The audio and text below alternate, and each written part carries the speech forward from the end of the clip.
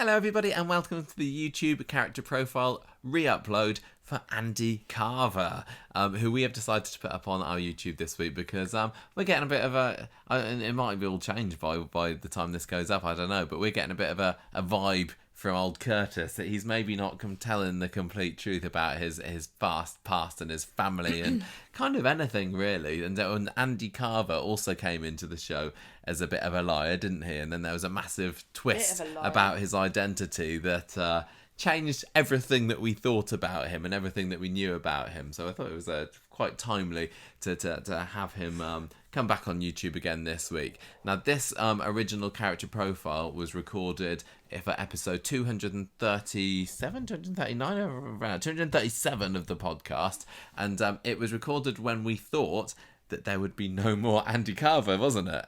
Yes, we had been led to believe by Coronation Street that Pat had brained him to death with a laptop. Yes. And it was really funny. I listened to it today and I found it very interesting to listen to us speculating about whether he really was dead or not, but we both were pretty sure he was. And then talking about what he'd gotten up to, and really it's quite fascinating because most of the exciting things that happened to Andy happened after he died. I know. So let's pause this chat for now. We'll play the character profile from episode 237, and we shall return to prove that he actually was still alive and find out what he got up to after being brained with a laptop by Phelan. So back in time, here you go. Right then, so last week we had to say a fond farewell to Andy Carver, and so we're going to have a little rundown of his short history on the street now. We said last week, should we do Andy or Steph? But then it turned out actually we did Steph as a character profile a year ago and I forgot about it. So Andy has got the spotlight this week, and he was born on the 8th of June 1985. He died on the 20th of January 2017, we assume. His first appearance... I'm going to say now, I completely assumed last week, and I suppose you did as well, that Phelan killed him, yeah? Yes. But then it was called into question on like Monday or whatever, and there were online news articles saying, oh, but is he really alive? And there was a poll on the Coronation Street blog that they did where it was about 53% of people, and there were lots of people that voted, said that they thought that he was dead. But that was such a, nearly a 50-50 split. Well, the nice thing about it is that they can rewrite history in a way, if they ever need to, and say that he wasn't actually killed. Would make no sense whatsoever. But if they want to redeem Phelan or diminish his crimes... Exactly. We're thinking at the moment, oh, well, Phelan always said that he wasn't a murderer, he wasn't a violent man, and now look what he's become, he has actually killed somebody. But it would be a very, very interesting twist if Andy were to turn back up on the street again in 6 months' time, wouldn't it? And Phelan was just reacting in this way because of how violent it was, or how close it was. No, I absolutely do not think for 1 minute that Phelan would have reacted like this unless he had actually murdered him. He did look like, what have I done? He's been shaken by this. I know. And it's made him reevaluate himself. Yeah. As much of it as anything else. I think you're probably right. It just is a little bit of a Callum situation, isn't it? And we're expecting Andy to crawl out that manhole. Yeah, but okay. The difference between that and the Callum situation is that the people that killed Callum thought he was dead. In this situation, the only way that Andy would be alive is that Phelan knows he's still alive and just beat the crap out of him and let him go with a hide-in and said, if I ever see you around here, I'm going to finish you off. Yeah, I think it's... I wouldn't put it past them at any point to reveal that is what actually did happen. But I don't think that is what happened. I think he is dead. I think you're right. So, but it is a bit weird. Why didn't they just show the body? That's exactly the point. Yeah. Why didn't they? Was it because his face would have been so carved in by this laptop? I don't know. Show that. They could have just showed legs being drawn or the body being held into the man. It's very odd. It's odd. But I think he's dead. So he was in 186 episodes, and he is played by Oliver Farnsworth. Not Farnsworth, like I keep saying. I keep saying Farnsworth because of Professor Farnsworth of a Futurama. Sorry, Oliver. Maybe I think it might be Ollie. I can't remember. Sorry, Ollie. Right, so the casting was announced on the 14th of August, 1914, and this is when 1914? 1914. How they plan these storylines a long way in advance, don't they? It's nice though. I like it when they do that. That was the same Like day J.K. Rowling plotting out all the 7 Harry Potter books before starting. And the rest Oh yeah, of them. completely meticulously. And of course, the planned. writers of Lost, knowing exactly how it's going to end from the start. And Game of Thrones. This was the same day that Sean Ward was announced to be playing Callum. Yeah, they were both revealed on the same day. How 2 hunks interesting. coming on Coronation Both Street dead. announced at the same time. Yeah, both sadly no longer with us. Both could be dead or not. Both rugged beards. Rugged Lots of faces. similarities. They could have They been. could have played each other, couldn't they? Yeah. They could have had Ollie playing Callum and Sean playing Andy, but They didn't do was not that, to did be. they? I wonder if they auditioned for each other's parts. Okay, so he says, I'm absolutely delighted to be joining the cast of Coronation Street. Having spent my childhood in the North, to be given the opportunity to return and work on such an iconic popular TV show is a dream, and it feels like a natural homecoming. I can't wait to tread the cobbles. Well, that sounds pretty generic, doesn't it? What are you going to say? I really need some money, and I'm so happy. I'd like somebody to say that once. I really need I've been the out of work cash. for a really long time. Here, Coronation Street's quite popular. Might I get always to. want to be famous. I want to get my picture in the soap mags. When I was younger, I used to really love watching Family Fortunes. Les Dennis is my hero. That would have been an Exactly. interesting way of saying that. But anyway, Blackburn. And they wouldn't let me be in EastEnders. Stuart Blackburn said at the time, sexy, confident, engaging, and yet still with edge and depth. Oliver as an actor has got it all, and I can't wait to see Gavin light up our screens. That's right, Gemma, Gavin. Because, of course, when he was announced, he wasn't playing Andy Carver. He was playing, well, we were led to assume, he was playing a character called Gavin. And this was the first kind of bit of intrigue that the character had when he first came in 2014. And do you remember the scene when he was on the phone? Yes, I do. Somebody actually. saying, "Oh, we need." In his flat. Yeah, no. He was on the phone walking down the street, and he was Oh, saying, right. "I need to speak to Gavin right now." And we were like, "Well, I'll tell you, my mind is blown." And that was only like a week after he come into it. Why don't you start off? I'll start. So Michael Back in 1914. back in 1914, of course, realised he found out that he had this hereditary heart defect, and he's like, "I've got a son." I can't remember too much about Michael's history. Was it like he left he had a estranged family, basically, Yeah, didn't he had a wife and lost it all Left and her. turned to burglary. And he's like, "Well, I've got this son, Gavin. We haven't seen each other for years and years and years. Don't know what he looks like handily. And I need to find him to say, contact me. Your heart might explode at any moment." So Gavin turns up, Gavin in inverted commas, and they have this uneasy reunion at the bistro, I think, and neither really know what to say to each other. Michael, of course, it's because he's feeling guilty about leaving all these years ago and he doesn't really know him, and Gavin is uneasy because he's not really Gavin, it turns out. he's not really Gavin. He leaves the bistro after Michael asks his forgiveness after walking out on the family, but they meet up next day to go fishing together. Andy was trying to get in there, wasn't he? What was his reason for it? Was it He wanted to Was get he revenge trying to on fleece him? deadbeat dads. Oh yeah, that's it.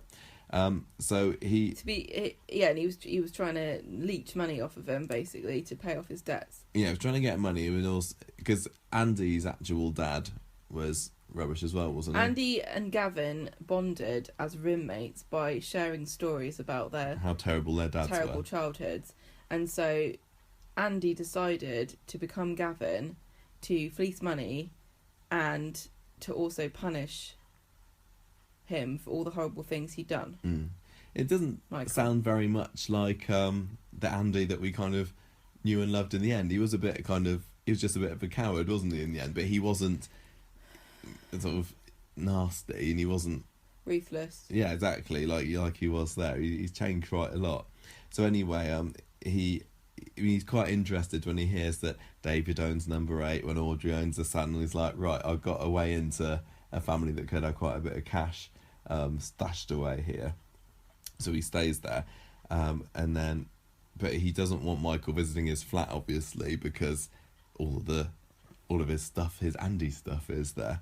He pretends that he has a burst pipe, got to pay this plumbing bill, but I haven't got any money, and he manages to get Gail and Michael, I think, paying for this fix-it bill that wasn't actually needed. A week after meeting him, Michael tells Gavin about his heart condition. He didn't tell him straight away because he didn't want to freak him out straight away. But this is where Andy, who we know now is Andy, realises it's not me that could have a heart condition, it's the real Gavin. So this is when it was revealed to the audience that he is not really real. He's not real. Not really who we thought he was. My imagination. Yeah. Sorry. And this was one of the first times in a long time that Coronation Street had kept something from the viewers. It's not uncommon for that to happen now, is it? It's still not maybe the same as I get the impression other soaps have, but keeping information withheld from the viewers, which I really love, really that completely shocked me with him, because Coronation Street always just used to tell everyone everything. So anyway, he leaves a message for the real Gavin. Winds up working at the bistro because the real Gavin was apparently a cocktail waiter and he had to learn pretty fast how to make cocktails himself. He asked for cash in hand so that he doesn't have to put any names. He doesn't register it and exactly. Go through. And by the end of the year, he's got closer to Steph working at the bistro, and they're an item. So, 2015 now, he's getting closer to Michael, continues to try and trace the real Gavin. Steph finds out about his evil schemes because he's trying Andy can't really ever pull the wool over Steph's eyes because he's not clever enough. No, and he gets easily caught, and then when he gets caught, he confesses everything. He sings like a choir boy. Yeah, so she catches him stealing Gavin's national insurance number, and he tells her everything. And he says, you can't tell Michael because he is so physically weak with his heart condition, the shock could kill him. That was kind of the line throughout the spring, wasn't it? Don't tell Michael. Don't tell Michael, he will die. So they end up lying and saying that Steph was pregnant to try to cover up all this weird behaviour that they'd been getting up to, and then funny. they have to say, oh no, it's a false alarm later on, which was kind of weird, but goes to show you that even from the very beginning, Steph was not put off by Andy's crazy, weird, criminal-esque behaviour, and she wanted a bit of she was always quite ready to make excuses and throw her lot in with him. So it's I not suppose really then this is what she surprising. realises at the end. I've been making excuses for this guy for the past few years. If he's now saying, oh, he doesn't want to come to Portugal with then me, fine. screw him. I've done I've what wasted enough time on this guy. Yeah, let's move on. Right, so the real Gavin comes back, and it turns out that he's a bit of a wrong-un, isn't he? He's nasty. He finds out about this, and he says, I'm going to keep quiet about you pretending to be me if you give me $5,000. Yeah. And then Andy tries to steal money from the bistro. Not for the last time. He fakes being mugged when delivering the bistro money to the bank to get the cash. But it's not enough money, and so Gavin visits Gail when she's going to get married to Michael and reveals everything. Now, weirdly, Gavin dies quite soon after this. He has a heart attack while driving. Yeah, it's like he served his purpose. Let's get rid of him now. And Gail ends up going to his funeral instead of Michael, and this is when all the family are there, aren't they? Asking questions, where's Michael, where's Michael? And yeah, Gail has to pretend that he's in hospital for weeks, doesn't she? And come up with all these many excuses to Michael's ex-wife about why he can't visit her, she can't visit him. Yeah, she wants to speak with him to talk about Gavin and reminisce and share memories of him. It was really exciting stuff. I remember loving this storyline, as silly as it was in some ways. Yeah, it was very good, kind of on the edge of your seat. When are they going to... This is what soaps are for, as far as I'm concerned. Yeah. Silly things like this that don't...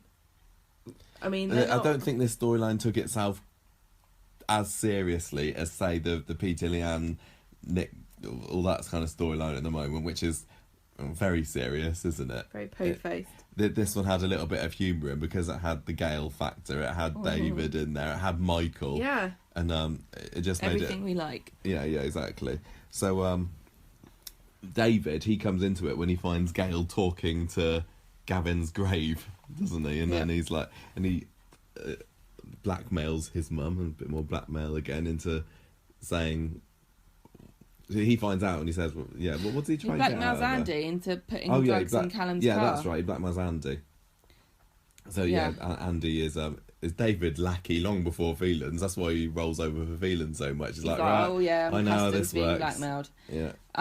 Then Gail and Michael are getting married again. They rearrange it, and he nearly runs away. Can't cope with it again, but he comes back for Steph's sake.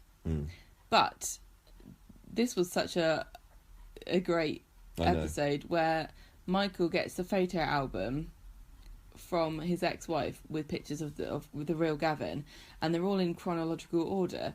So he opens this, and he's really by himself. I can't remember. He starts off by himself. Yeah, he is by himself, flicking through. I thought I can picture Michael on the sofa and Gail behind him and going, oh. Okay, he's going through it, and he's looking at these pictures, and the older the Gavin gets, the less he starts to resemble the Andy that he knows, and the confusion begins to start, and then he realises that is the ultimate penny dropping moment, wasn't it? And it was so good really, because the storyline really had been going, the cover up had been going on for so long, and just when he realises that was a brilliant moment. I love that moment. Right, so he eventually. Are we going to get the same thing with Michelle when she realises that everybody's known everything about this whole pregnancy thing, and she pieces it all together and what? He eventually manages to forgive Andy, and they grow closer. But they never really rekindle this father-son relationship that they had, which is a shame. Well, they kind of have to, but they don't show it. Well, they don't really. They're friends, aren't they? It's fine. It would be a bit weird if they were. And this was kind of the end of Andy's first big storyline, and he really only did have 2, maybe 3 storylines when he was there, because I remember Andy and Steph at the time, I think, lived away from the street, and Michael moved in with them, and we never really got to see any of it. And the next time we saw them, they were friends again. And it would have been nice to have seen a bit more of how they got to forgive each other, I suppose, or how Michael was able to forgive him. But oh well, it was not to be. But no, just get over it. So the only other thing really that happened with Andy at the end of the year then was the whole Street Racer storyline when Steph's ex Jamie turns up on the scene. And Jamie starts blackmailing Steph because he's got these racy pictures of her that he threatens to put online unless Luke wins this illegal street race for him. And basically, to cut a long story short, he does put them online, and Andy's just there to support her, to be a shoulder to Steph, cry and he in punches at the end. Jamie, and he tells Jamie's girlfriend, what a scumbag he is. Yeah. And I think he helps her go to the police as well, doesn't he? Yeah, Andy gets Jamie sacked from this barman's job in 2016, just early last year, by telling his manager everything that happened, and which precipitated Jamie burglarising the bistro. Is that when Carla got involved? Yes, that was when Carla was dragged down the street. So later on then that year, Michael went off to Brighton for the spring ice cream session and came back before the summer for some reason. He was later joined by Andy and then returned in June. That was when Ollie Farnsworth was treading the boards doing something, and we didn't get to see any of him for a few months, but there was just little mini bits of storylines, because we also had later that year the Andy is a writer and he's making this horror fiction novel, but nothing happened. That was, honestly, looking back on it, utter filler, wasn't it? Apart from the fact that Phelan beat him to death with a laptop, which is poetic justice. I don't see the point now of any of that. No, I don't know what they were thinking, and you never know why.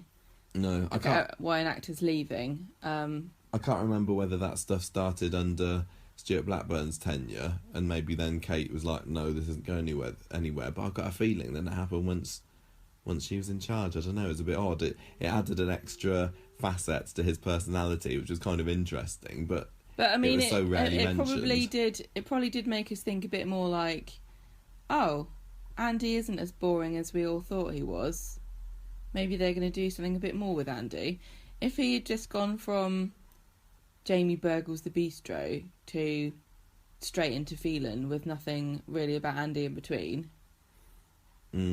I think it helped to develop his character just a little bit. I know it didn't really go anywhere, but it did make you think. Yeah. Andy was a... Yeah, and then this just leads into Michael's death. Michael had already had a heart attack earlier on in the year when he fell down the stairs at the builder's yard, and Andy suspected that Pat was more behind it than he let on. So when Michael actually did peg it at the end of last year, he was immediately suspicious of Phelan, whacked him over the head with a brick, and the rest was history, wasn't it? Became his lackey, tried to kill him a few more times, but bungled that. Robbing things, setting things on fire. Things like the carriage, making earlier this stupid year. confessions. Yep. And then trying to do a runner again. Last minute trying to unveil the evidence to... Yeah, he had a noble end, didn't he? He could have just taken the laptop to Portugal and found the evidence there, but... trying to reveal it was Pat. He was trying to stop Kevin from getting in trouble, but... Is Kevin still the one that's in the frame for it at the moment? Maybe I have to go back to that next week. But yeah, that was literally it for Andy. Came in with a big storyline, left with a fairly big storyline, but slim pickings in between, which is just a bit of a shame. It's a hallmark of a wasted character in a way, and a character that is important for a particular storyline, but then what do you do with them next? I think that was his legacy, really. I thought he was a fine actor. Yeah. But I thought he was a really intriguing character. He was. He wasn't like the usual stock male character. No, he came in as a bit of a villain, but not really, because he was so nice, wasn't he? He wasn't evil or anything. He was a very much an everyman kind of guy.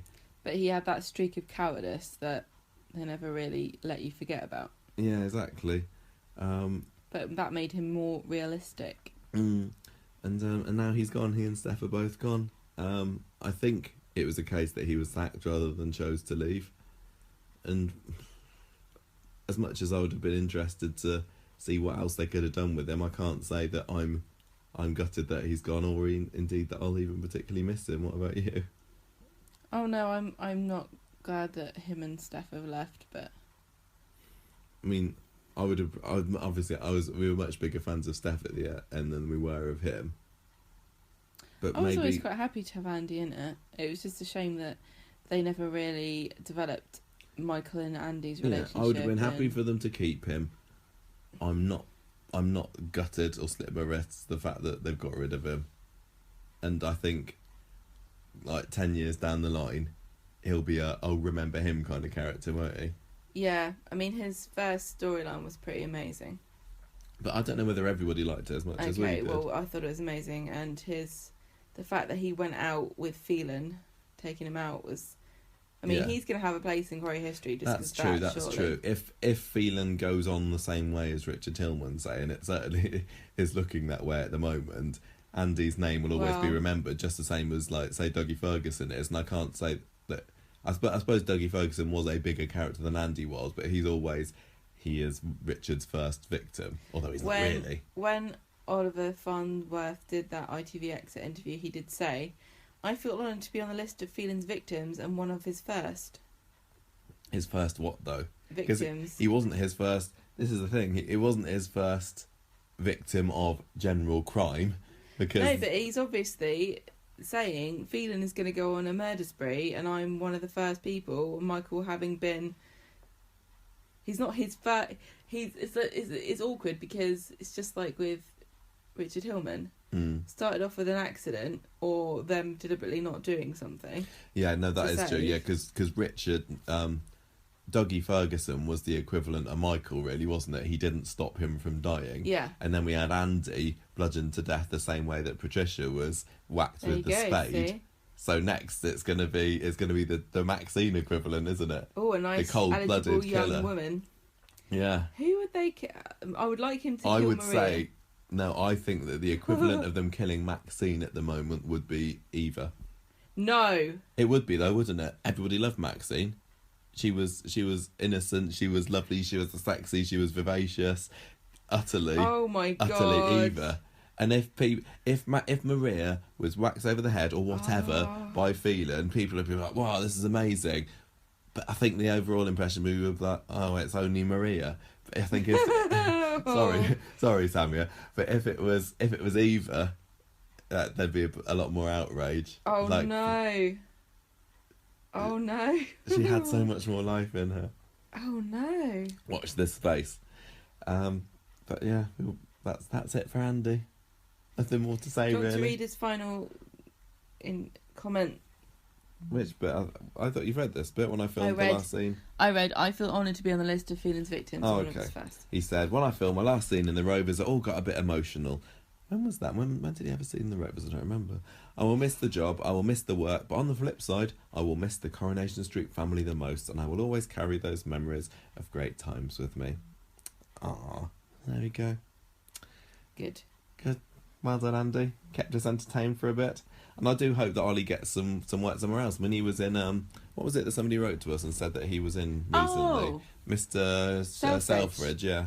So I really do hope that we get to see him in other he's things. got a lovely face, hasn't he? And he's good at acting. So, he can hop around all the soaps if he wants to do more soaps, probably. He can do be in dramas. He can be any. He can be in cop dramas. I can see him being like I can see him being in a Happy Valley kind of thing. I can see him being like the male totty sidekick of like a hardened, wizened female or male detective. Yeah, definitely. You know? Like the green around the gills one who tags along, and I do think we'll see him again. I'm not saying he's going to go and be the next Catherine Kelly or anything, but I'd like to say we'll see him in. Male actors don't seem to do as well post Corrie as female ones, so this is his chance to buck the trend. Go on, Ollie, you can do it. Go on. So we thought that was the end of Andy Carver, but actually he still had a good few months left in him, didn't he? And his conclusion to the story was one of the many highlights of that era of Coronation Street, which I look back very, very fondly on. I find that we just reread the plot about what happened to him, and I was just smiling all the way through it because it was so ridiculous and overblown and the most soapiest thing ever. When it was revealed that Andy had secretly been kept hostage by Pat Phelan in a basement, I was so thrilled. Because we'd been speculating about that as in the run-up weeks, hadn't we? I know that after he was attacked by Phelan and presumably killed, we were quite sure then that he was dead. But as the months went on, we kind of cast doubt upon that, didn't we? And there were a few clues over those months. Like there was one time that Phelan had an unexplained black eye, and there were little bits like that made us think, hang on a minute, is he actually alive? Wouldn't that be brilliant if he actually was alive all this time and Pat had him hostage somewhere? And then it was the day that I came back from Manchester. I remember being on the coach and not being able to get back in time for Coronation Street. And then we got back and watched it late, and it was true. Andy actually was alive. That was a cliffhanger at the end of an episode, I think, because we have Pat going into this house that he'd been supposedly doing up, goes downstairs, and there's Andy chained up and dishevelled looking. It was such a brilliant reveal. And what? The thing about it was Oliver Farnworth had to film all this in absolute secrecy. Yes, because it didn't leak, did it? Nobody found out before. Although people had speculated, and many people had said, yeah, it's got to be him, but it hadn't been proven. No, I don't think that. Yeah, and he didn't even get to he had to film all his stuff in isolation, and nobody knew he was there, and he couldn't come back and see everybody, and couldn't be shown out partying with the cast or anything. Oh, he did such a great job. Yeah, and then throughout those couple of months in the autumn of 2017, which was a classic Coronation Street year, I have to say, we just got to see this brilliant relationship develop between Andy and Phelan, his captor, and it became like a. He became dependent on him. It's totally Stockholmy about it. And he did try to escape and kill Phelan at one point, but then Phelan managed to convince him that... I can't remember. No. Well, the thing about it was that was quite interesting is that Andy managed to be... Because the trouble is with a lot of these villains is that it's not a book and we don't have soliloquies and things. The character... When... We don't know what a character is thinking unless they tell somebody. And so with villains, it can be difficult. And that's why we always have the monologuing, at the end when the villain gets unmasked, and they always have a monologue about what they've been up to and why they were doing it. This was the opportunity for Coronation Street to have that happen with Andy so that Pat could sort of unload all of his thoughts and opinions of what he's been doing onto Andy. because he's talking about I wish I could change because I found out I've got a daughter and all this kind of stuff. He was like, I'm weighing up the situation. I could go down this route and be a master criminal, or I could let you go and be a good guy, and we were like, we didn't know which one we wanted him to be. And like Andy tried to strangle Pat and they had a fight, and then he took he found a note that Andy had written, and he got in a huff with him and left him in the basement for a few days, so he was like nearly starving. And then when he comes back, Andy's got a wound on his arm which is going all infected. Oh yeah, so Phelan had to go and get him medicine. Well, Pat had to decide whether or not he was going to save him, because in a way this was kind of a gift for him, because he'd already watched Michael die at this point. Yeah. And now he has got another enemy that he needs to get rid of, but he didn't want to get his hands dirty. And then he's because at this point Phelan hadn't killed anyone, had he? So he's kind of like, well, this would be kind of convenient for me if he actually dies of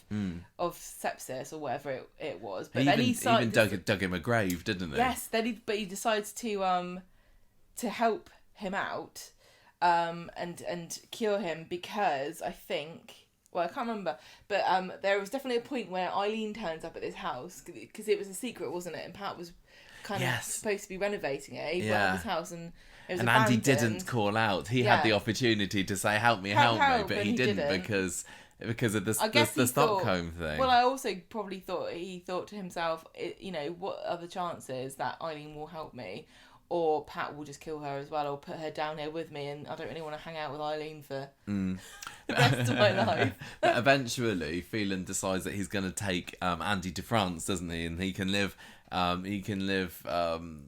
there, new identity, as long as he never revealed to anybody what ordeal he'd been through. And Andy said, yeah, I promise, that's fine. So we see the scene where Pat's driving him along through the woods. He crashes his van, and Andy escapes.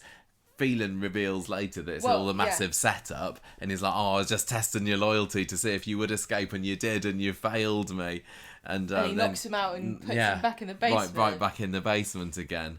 And all the way through this, you're thinking, what is going to happen to him? Is Andy going to make it back? Is he going to almost make it to the street, and then Phelan's going to have to kill him? You just did, because he hadn't killed anyone at this point, you were really left guessing as to whether Pat would be able to bring himself to do it.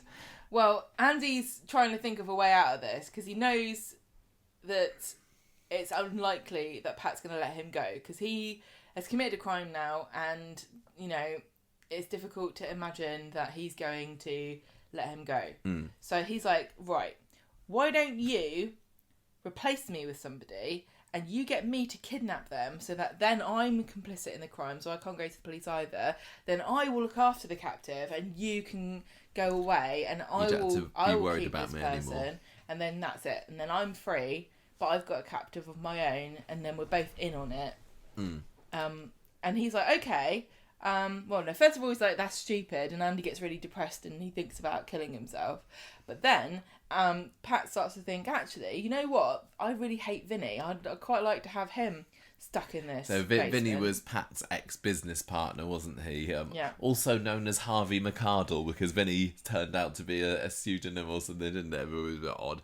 But yeah, he gets him back on it, and it had been a little while since we'd seen Vinny on the show. He'd done a runner. He'd done. They did the flat scam together, and then Vinny double-crossed him and stole all the money.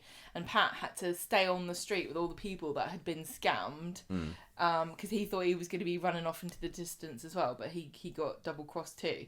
So yeah, and then clean up after all the mess that Vinny had made in the end. So he convinces Andy that Vinny was the one that killed Michael, didn't he? Yeah. When actually, obviously, he Phelan himself was the one that watched Michael die. So they were there together in this underground bit, and I think Vinny tries to convince Andy that they're on the same side here. But I remember when Pat eventually took Vinny and Andy off to the paper warehouse. Again, there was a chance when they could have escaped, and Vinny was going to launch himself at Pat, wasn't he? And Andy calls out and says, "No, watch out behind you," because he got so. He was confused. He developed such a bond with Pat, and he didn't know. Yeah, he missed out on a chance to escape. What did I skip? Well, the reason why he kidnapped Vinny and Andy at the same time, Pat said keeping a prisoner is stupid. That doesn't make any sense. It's too risky. But I will let you go if you kill Vinny for me.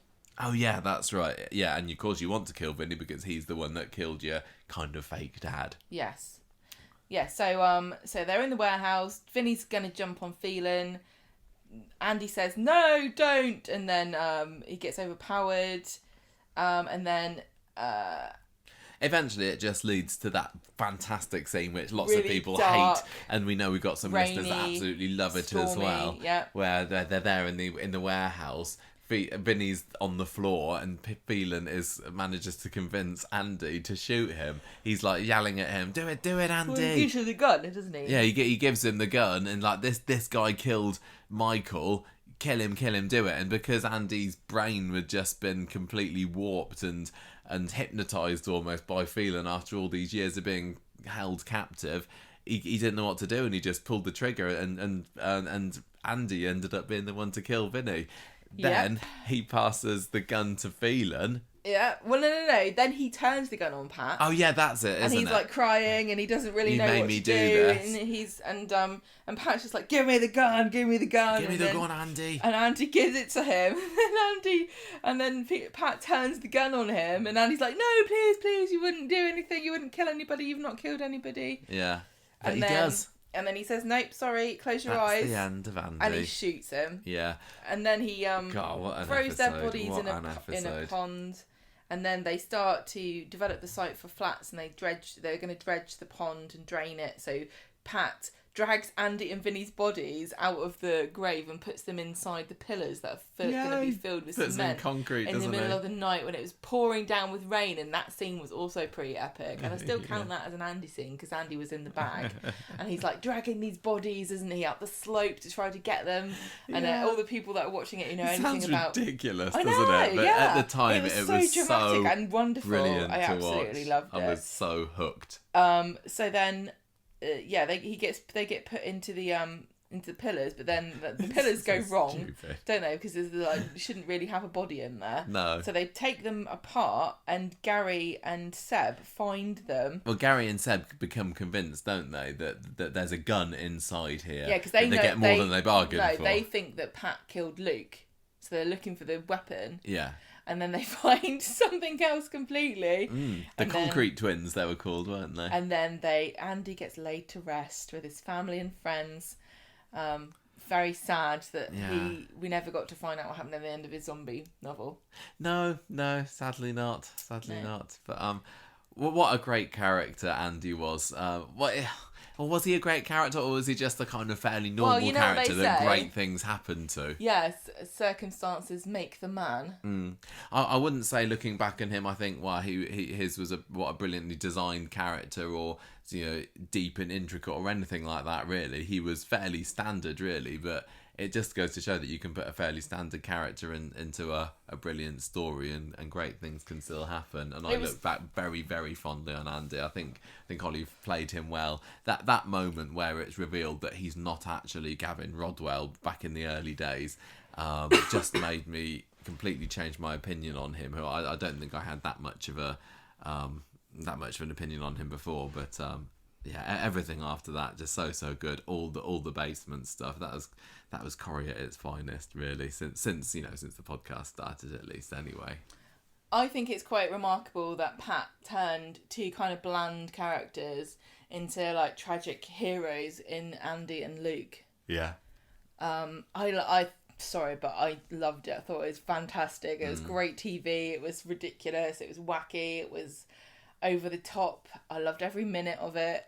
The hiding someone in the basement. Oh my god! The moment that reveal, it was. I just One of the remember best watching it going, they've actually done it. They can't have done it. Have they done it? Finally, actually managed. We've been talking about this for ages, and they did it, and they at the time, Corrie doesn't always like to keep secrets, do they? They don't like the reveals. They like to broadcast everything they're about to do in the press. Because they know that some people won't watch it and they'll miss some great TV. Yeah, but that was such a brilliant moment. And then the episode where he gets killed. And for some reason, I can't remember why, I was watching that on my own. You were maybe in London or something. And I was like, I need to watch it live. And then I watched it all again with you when you got home. And I was just sitting there on the sofa with my hands over my mouth. It was so good.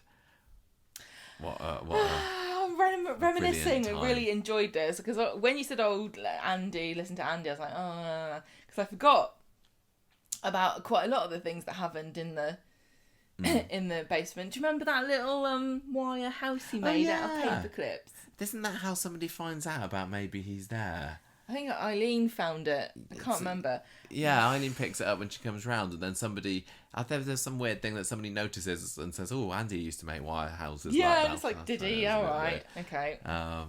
Yeah. Oh, Fantastic, great love stuff, it, great great stuff. job, great Hope you all actor. enjoyed listening and reminiscing, and if you absolutely hated the Kate Oates era, then maybe you haven't listened to this far. But some of my favourite Coronation Street, definitely, easily in the past decade. So I think we will leave it there. Thank you everybody for listening. Thank you for subscribing to us on YouTube. If you do, if you don't, why not? Click that button right now, please.